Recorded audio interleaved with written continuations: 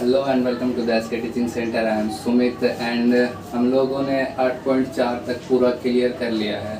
तो अब हम लोगों को क्या करना है कि हमें आना है हाइट एंड डिस्टेंस में। तो हाइट एंड डिस्टेंस के लिए कुछ जैसे हम लोगों ने पहले 8.1 बताया, मतलब त्रिकोणमिति। तो उसका क्या किया हमने, सबसे पहले बेसिक पॉइंट ऑफ सबसे देख लिया, सब फॉर्मूला देख लिया कि कैसे कैसे सॉल्व होता है। तो उसी प्रकार से इस वीडियो को भी बना रहे हैं हम लोग। कि कर रहे हैं क्या, हमें क्या करना है इसमें कि जितना भी इसका बेसिक कॉन्सेप्ट होता है उसको क्लियर कर देना है इस वीडियो के। ठीक है, तो वीडियो को लास्ट तक देखिए और चलते हैं हमारे वीडियो में। तो यहाँ पे हाइट एंड डिस्टेंस क्या है, त्रिकोणमिति पे ही आधारित है। ठीक है, तो इसमें क्या होता है, त्रिभुज होता है। ठीक है, ठीक। तो हमें सबसे पहले क्या जानना है इसमें, इसके लिए इम्पोर्टेंट क्या है, क्षैतिज तल। ठीक है, ये जो जमीन से सटा हुआ है, ठीक है, तो जमीन से जो सटा हुआ है इसे क्या कहते हैं, क्षैतिज तल। ठीक, रेंटल प्लेन।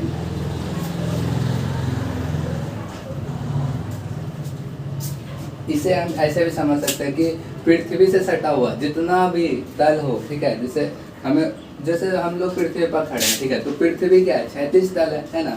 तो इसी को क्षैतिज तल कहते हैं, मतलब नीचे वाला जो है उसी को बेस, मान ले बेस है। ठीक है, तो बेस का क्या होता है, हमें क्षैतिज तल होता है। ठीक, ये क्षैतिज तल हो गया हमारा। ठीक है, तो अब चलते हैं हम लोग कि मान लीजिए ये क्या है, क्षैतिज तल है। ठीक है, हॉरिजॉन्टल प्लेन है और इस पे जो है कोई है यहाँ पे जो जैसे हम ही है। ठीक है, और हमने क्या किया कि अगर हम मान लीजिए कि ये पेड़ है, ठीक है, पेड़ हमेशा ऐसे ही रहेगा। ठीक, और देखिए यहाँ से क्या हो रहा है कि हमने पेड़ की ऊंचाई को देखा। ठीक है, मतलब हमने पेड़ की हाइट को देखा, जहाँ तक उसकी हाइट थी। तो ये जो यहाँ से लेके यहाँ तक हुआ, इसके बीच में जो हमारा कोण बना, ठीक है, हमारे आंख और ये धरती के बीच, ठीक है, मतलब क्षैतिज तल के बीच क्या बना, यहाँ पे जो कोण बना, ठीक है, तो इसको क्या बोलेंगे, उन्नयन कोण। ठीक है, ठीक, इसको क्या बोलेंगे, उन्नयन कोण। ठीक है, समझ में आ रहा है। अब चलते हैं नेक्स्ट में। अगर क्या कहते हैं यहाँ पे, मान लीजिए ये है, ठीक, यहाँ से तो हम देख रहे हैं। ठीक है, अब देखिए मान लीजिए कि ये छत है। ठीक है, छत पे से कोई देख रहा है, तो इसका क्षैतिज तल क्या होगा, ये तो इसका क्षैतिज तल है ना। ठीक है, अब क्षैतिज तल से जो नीचे देख रहा है उसके लिए ये कौन सा कोण होगा, इसको थीटा फाई मान लेते हैं। तो फाई बराबर क्या होगा, ये अवनमन कोण होगा। ठीक है, ये सब बेसिक पॉइंट है, अवनमन कोण। और ये क्या था हमारा, उन्नयन कोण।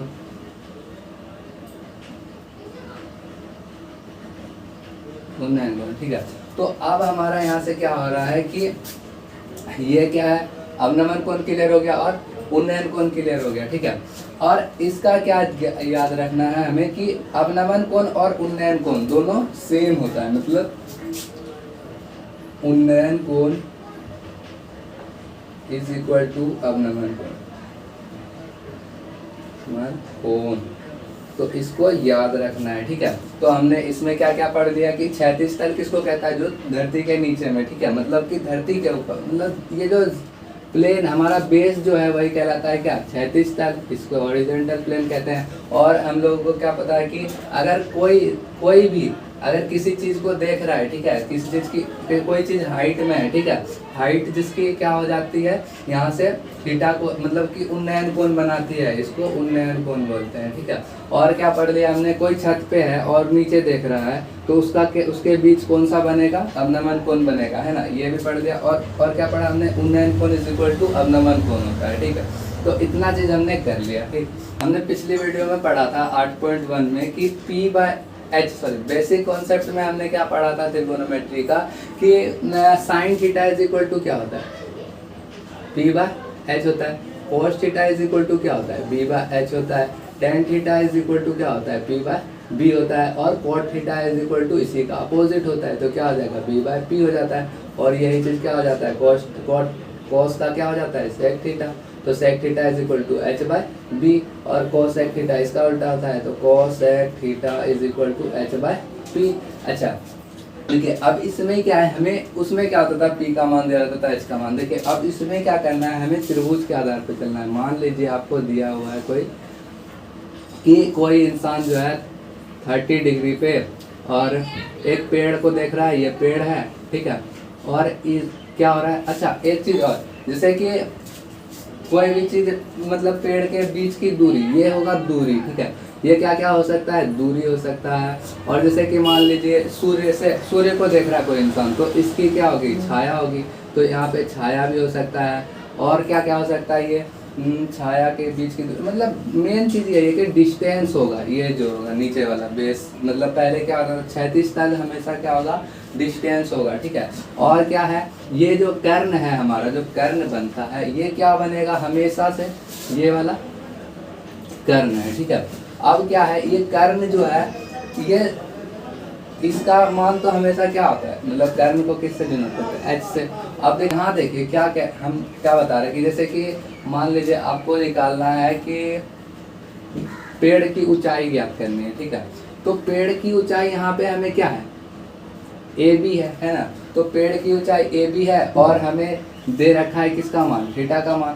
मान लीजिए अभी थीटा का मान नहीं दिया ठीक है, तो दिया हुआ है कितना, मान लीजिए 2 दिया है ठीक, और अच्छा ये भी दिया हुआ है। अब पेड़ की ऊंचाई ज्ञात करना है, तो हम लोग कैसे करेंगे, तो हम लोग को क्या करना है, इसमें संबंध पहले देख लेना है कि क्या क्या चीज़ है। क्या यहाँ पे थीटा का मान दिया हुआ है ठीक है, और क्या दिया हुआ है, ये आधार है ना, आधार दिया हुआ है, और एच दिया मतलब कि ऊंचाई दिया हुआ है। तो आप देखिए लंब बटे का आधार क्या होता है हमारा, लंब बटे आधार तो यही है ना, लंब बटे आधार, तो लंब हमारा क्या है एच है, और यहाँ पे आधार क्या है 2 है, और यहाँ पे अच्छा लंब कुछ भी मान लीजिए, लंब का मान लीजिए ए बी है ठीक है। इसमें क्या करना है, हमेशा आपको याद रखना है कि ये सब चीज़ लिख के चलें ए बी और सी ठीक है। तो जैसे कि हम लोग इसका बनाते हैं, तो हम लोग इसमें से पहले जैसे इतना चीज़ देखते ही ना हम लोग क्या पहचान लेंगे कि ये क्या होगा हमेशा से थीटा का मान होगा। और थीटा की दृष्टि से देखिए तो क्या हो जाता है, यहाँ से हो रहा है कि इसका लंब हो रहा है, ये P बन रहा है, और ये क्या बन रहा है B बन रहा है, और ये तो H बन गया ठीक है। तो हमें क्या देखना है, पहले किस में रखने से जल्दी आ जाएगा ठीक है, आंसर कैसे आएगा। तो यहाँ पे देखिए थीटा का मान दिया है और B का मान दिया है, सिर्फ P का मान नहीं दिया है, तो किस में ऐसा होता है, तो tan थीटा में ऐसा होता है, तो tan थीटा लेके चलेंगे ठीक है। तो tan थीटा ले लीजिए, tan थीटा की जगह कितना है 30 डिग्री इज इक्वल टू, अब क्या हो जाता है, ये P का मान नहीं पता हमें, और ये 2 है, क्या है आधार हमारा, तो 1/√3 होता है 30 का मान ठीक है। अब तो याद ही हो गया होगा P/2, तो ये वाला जब गुना होगा P इज इक्वल टू क्या हो जाएगा √3/2, तो हमारा पेड़ का ऊंचाई कितना हो जाएगा √3/2। अब देखिए यहाँ से √3, अच्छा इसमें √2 का मान हमेशा याद रख लीजिए ठीक है। तो यहाँ पे लिख देते हैं √3 इज इक्वल टू होता है 1.732 और √2 का मान होता है 2.41।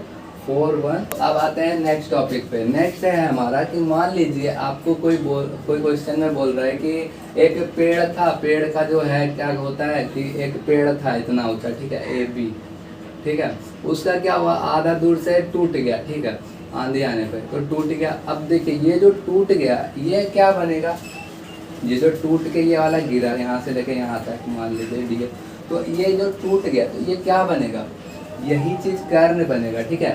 मतलब कि ये जो होगा यहाँ पे आने के बाद कर्ण बन जाएगा यही ठीक है।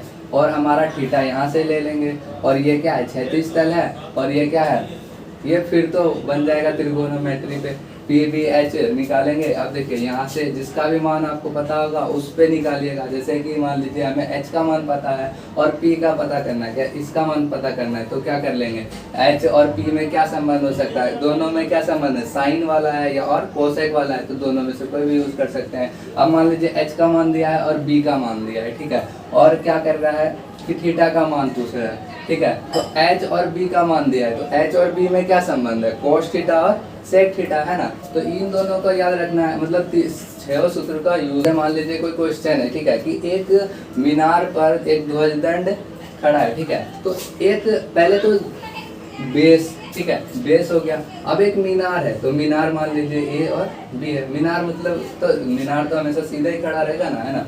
तो आप देखिए इस पे जो है क्या खड़ा है, एक ध्वजदंड, ठीक है। ऐसा नहीं कि ध्वजदंड पे और अधिक मतलब कि ध्वजदंड पे मीनार तो खड़ा नहीं हो सकता, ठीक है। ध्वजदंड मतलब झंडा, है ना। तो ध्वजदंड मान लीजिए सी है और ये डी है। तो आप देखिए यहाँ से लेके यहाँ तक में कौन बना है, ठीक है, कि मान लीजिए यहाँ पे एक बेस है, ठीक है। अब बोल रहा है आपको कि एक मीनार पे ध्वजदंड खड़ा है, तो मीनार है, ठीक है। मीनार मान लीजिए ए बी है और ये सी है, ठीक है। ये कितना डिग्री का कोण बना रहा है, थीटा का कोण बना रहा है, ठीक है।